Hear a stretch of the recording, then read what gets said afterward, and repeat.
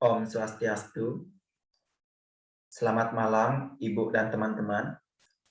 Kami dari kelompok 4 akan mempresentasikan tentang materi prinsip dasar dalam asuransi dan polis asuransi. Adapun nama kelompok kami, nama-nama anggotanya. Yang pertama ada Nimade Tamira Meiliani, NPM 063. Yang kedua Nikade Putri Ratna Mutia, NPM 155. Yang ketiga ada Niputu Cinta Asmara Dewi, NPM 485. Yang keempat ada Iwayan Pranayoga, NPM 550. Yang terakhir ada Iketut Gede Arifa Mecetan, NPM 543.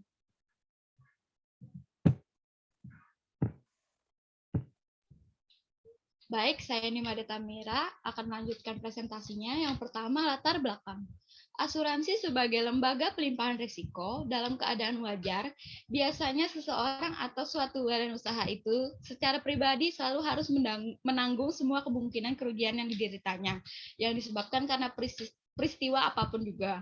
Biasanya, sifat dan jumlah kerugian itu tidak dapat dengan mudah diperkirakan sebelumnya, apakah akan berakibat sangat fatal atau tidak, apakah akan menimbulkan kerugian yang kira-kira mampu ditanggulangi sendiri atau tidak. Polis merupakan bukti adanya perjanjian asuransi antara pihak penanggung dan pihak tertanggung sebagai penutup asuransi.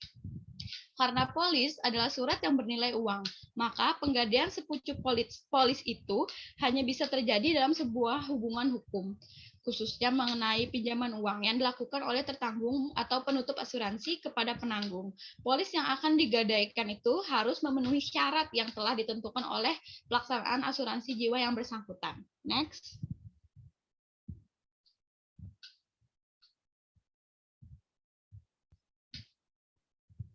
Yang pertama adalah ada prinsip dasar asuransi.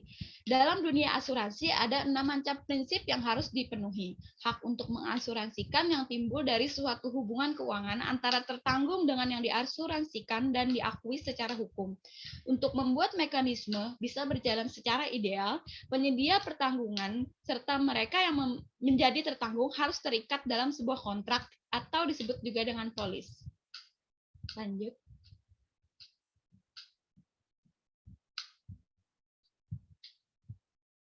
Baik, jadi polis asuransi mengandung prinsip-prinsip asuransi seperti yang terangkum di bawah ini. Yang pertama ada insurable interest. Saya akan menjelaskan sedikit. Prinsip ini bisa diartikan bahwa seseorang hanya diperbolehkan mengasuransikan sesuatu yang memiliki hubungan ekonomi serta diakui secara hukum. Ambil contoh misalnya seorang pembisnis hanya boleh mengambil asuransi kebakaran untuk toko miliknya. Yang kedua ada utmost good faith. Arti dari prinsip ialah pemegang polis maupun perusahaan asuransi harus beritikat baik dalam melakukan perikatan. Yang ketiga ada indemnity. Prinsip ini menegaskan manfaat asuransi bagi pemegang polis. Jadi, asuransi berfungsi mengembalikan posisi keuangan nasabah jika terjadi sesuatu resiko ke posisi sebelum terjadi resiko. Contoh fungsi asuransi kesehatan ialah mengembalikan posisi keuangan si tertanggung sebelum sakit. Yang keempat ada subrogation. Prinsip ini berarti perusahaan asuransi sebagai penanggung resiko mengambil posisi tertanggung dalam menuntut ganti rugi yang terjadi resiko. Prinsip ini contohnya berlaku pada asuransi umum. Misalkan ada seseorang bernama Agus, pemegang polis asuransi kendaraan, terlibat kecelakaan dengan mobil Budi, maka ketika Agus mengajukan klaim penggantian kerugian atas kecelakaan itu, perusahaan asuransi yang menangguhnya, maka ia tidak lagi memiliki hak untuk menagih ganti rugi dari Budi. Yang kelima ada contribution. Ya, contribution itu merupakan prinsip yang berlaku untuk suatu objek yang diasuransikan ke lebih dari satu perusahaan asuransi. Praktik ini biasanya terjadi di asuransi umum dan nilai pertanggungan yang diasuransikan sangat besar. Jadi dari contribution ini pembayaran ganti rugi dari setiap penanggung bisa dibagi berdasarkan yang pertama ada proporsional, yaitu berarti setiap penanggung atau yang bertanggung jawab secara pro rata sesuai dengan bagian masing-masing. Yang kedua ada non proporsional atau excess, yang berarti masing-masing penanggung memiliki kewajiban masing-masing. Yang terakhir ada proximate cause. Prinsip ini akan menjadi rujukan perusahaan asuransi dalam menentukan kondisi yang menjadi penyebab utama terjadinya risiko serta syarat pencairan manfaat. Prinsip ini bertujuan untuk mengurangi terjadinya perselisihan akibat salah tafsir mengenai risiko. Atas dasar prinsip ini, polis asuransi pada umumnya memuat risiko yang dijamin dan yang dikecualikan mendetail.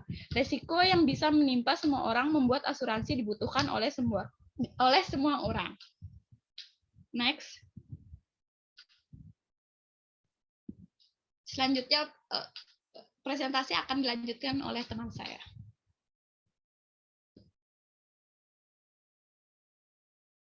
Baik, selanjutnya saya akan membahas pengertian dari polis asuransi, premi asuransi, dan sifat-sifat dari polis asuransi itu sendiri.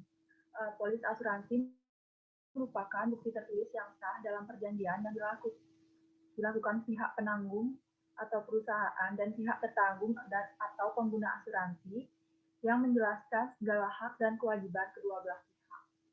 Next. Next slide. Selanjutnya, premi asuransi. Premi adalah sejumlah dana yang akan dibayarkan ke perusahaan asuransi setiap bulannya. Next. Next slide.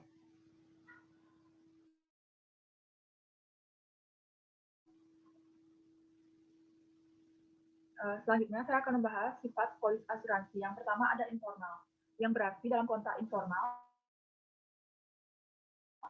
yang sebelumnya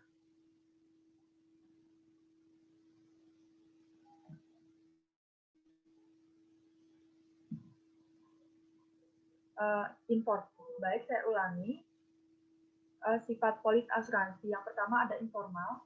Dalam kontrak informal yang diutamakan adalah para pihak yang terlibat sama-sama menyetujui substansi dan kesepakatan itu sendiri.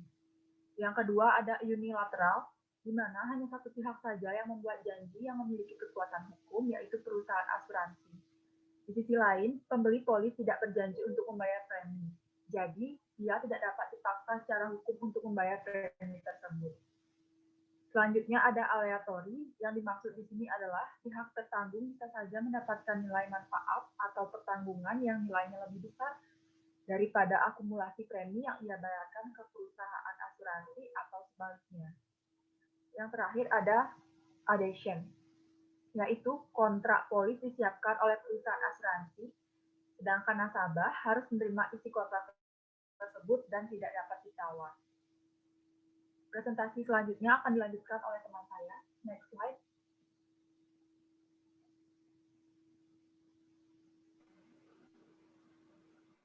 Baik, saya akan melanjutkan presentasi, yaitu sekarang akan membahas fungsi polis asuransi. Fungsi polis bagi nasabah pengguna asuransi atau tertanggung, yang pertama adalah menjadi alat bukti tertulis atas jaminan penanggungan atas berbagai risiko dan penggantian kerugian. Yang kedua, menjadi bukti pembayaran premi yang diberikan kepada pihak perusahaan asuransi. Yang ketiga, menjadi bukti paling autentik untuk menuntut penanggung jika sewaktu-waktu lalai atau tidak memenuhi jaminan yang menjadi tanggungannya. Lalu, fungsi yang kedua, bagi perusahaan asuransi atau penanggung, yang pertama, menjadi alat bukti atau tanda terima premi asuransi yang dibayarkan oleh pihak tertanggung. Yang kedua, menjadi bukti tertulis atas jaminan yang diberikan kepada tertanggung untuk membayar ganti rugi yang mungkin diderita oleh tertanggung. Yang ketiga, menjadi bukti paling otentik untuk menolak tuntutan ganti rugi atau klaim yang diajukan oleh tertanggung jika penyebab kerugian tersebut tidak memenuhi syarat polis yang dimiliki. Next.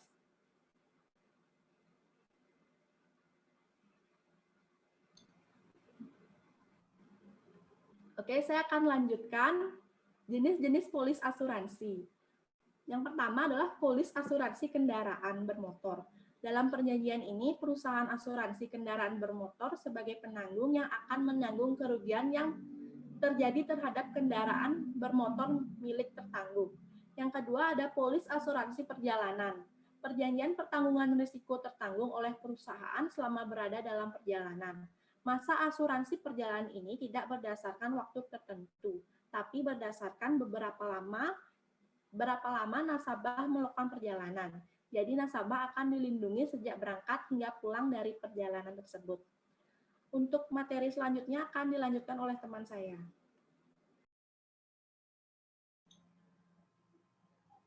Selanjutnya, polis asuransi kesehatan. Merupakan kontrak yang berisi jaminan perusahaan untuk menanggung budget perawatan medis pihak tertanggung jika mengalami sakit atau kecelakaan. Biasanya ada 2 tipe perawatan yang ditanggung asuransi kesehatan, yakni rawat inap dan rawat jalan. Selanjutnya, polis asuransi jiwa. Dalam polis ini, perusahaan akan mengukur nilai jiwa suatu nasabahnya dengan nominal uang pertanggungan. Kemudian uang pertanggungan tersebut dapat diberikan kepada ahli waris apabila nasabahnya meninggal. Dokumen inilah yang menjadi syarat bagi ahli waris untuk melakukan klaim asuransi.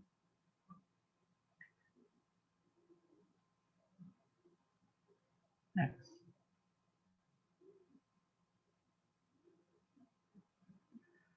Selanjutnya, polis asuransi rumah. Merupakan dokumen yang mengatur bagaimana asuransi menanggung risiko kerugian apabila tempat tinggal tertanggung beserta isinya mengalami kerusakan. Selanjutnya, polis asuransi pendidikan. Merupakan jaminan kehidupan yang lebih baik, terutama pada aset pendidikan anak. Biaya premi yang dibayarkan tergantung pada perusahaan asuransinya. Jumlahnya berbeda-beda sesuai dengan tingkatan pendidikan yang nantinya didapatkan. Polis ditaksir atau valued policy merupakan perjanjian pertanggungan risiko dengan nominal sudah ditaksir sebelumnya.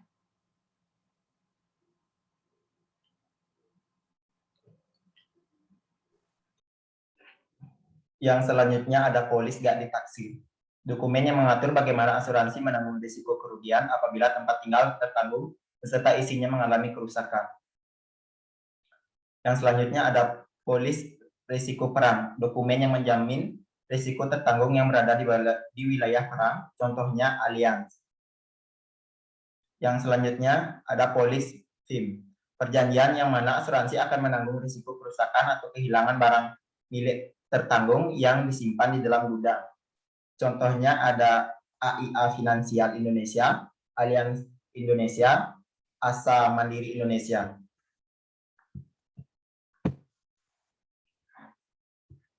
Saran, polis sebagai menjadi bukti paling autentik untuk menuntut penanggung. Jika sewaktu-waktu lalai atau tidak memenuhi jaminan yang menjadi tanggungannya, maka dari itu saran penulis adalah konsumen dan perusahaan asuransi wajib mengerti pentingnya polis asuransi yang benar, baik secara fungsi, prinsip, dan jenis-jenisnya, agar tidak terjadi penipuan asuransi. Baik, sekian presentasi dari kelompok kami. Terima kasih sudah menontonnya. Jika ada salah kata, kami minta maaf. Sekian dan terima kasih. Om Santi Santi Santi Om. Om Santi Santi.